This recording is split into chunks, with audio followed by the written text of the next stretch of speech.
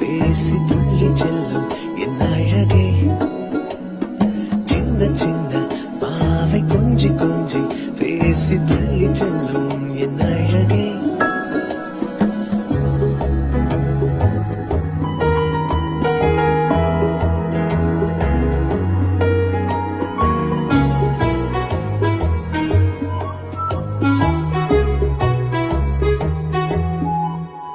அவள் கண்ணங்கள் கண்ணிமைகள் சிரிப்பும் கலந்து தந்த போது என்ன